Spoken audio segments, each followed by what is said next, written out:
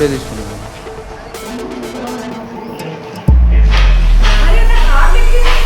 సరే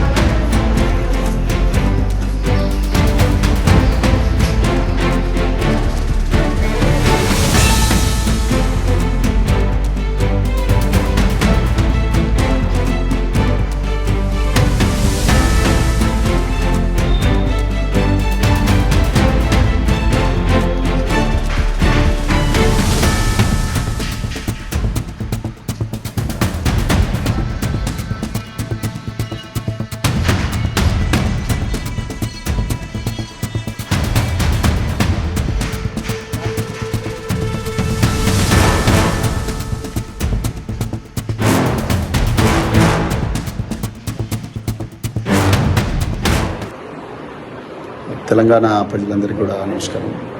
నేను doctor RS Praveen Kumar. నేను మల్కాజ్గిరి కమిషనరేట్లో సరూర్ నగర్ స్టేడియంలో ఉండే మీటింగ్కు ప్రిపేర్ అవుతుంటే ఈరోజు మరి సైబరాబాద్ పోలీసులు ఉదయమే మా ఇంటికి వచ్చి నన్ను హౌస్ అరెస్ట్ చేస్తామంటున్నారు. నిజంగా నాకైతే ఆశ్చర్యంగా ఉంది. గౌరవ తెలంగాణ హైకోర్టు, అదేవిధంగా గౌరవ మల్కాజ్గిరి పోలీస్ కమిషనర్ శ్రీమతి సుమతి గారు వీళ్ళందరూ ఇన్ రైటింగ్ పర్మిషన్ ఇచ్చిన తర్వాత కూడా మాలాంటి నాయకులను వీళ్ళందరినీ కూడా పోలీసులు అరెస్ట్ చేసి గృహ నిర్బంధంలో ఉంచి ఆ మీటింగ్కు పోకూడదని ఇన్ని కుట్రలు చేస్తున్నారంటే ఇంకా తెలంగాణలో రాజ్యాంగం ఇచ్చిన జీవించే హక్కు కానీ లేకపోతే స్వేచ్ఛగా తిరిగే హక్కు article 19 clause 1 clause A clause B ఈ విధంగా రాజ్యాంగం నుంచి సంక్రమించిన హక్కులకు కూడా మరి ఏమాత్రం కూడా రక్షణ లేకుండా పోయింది.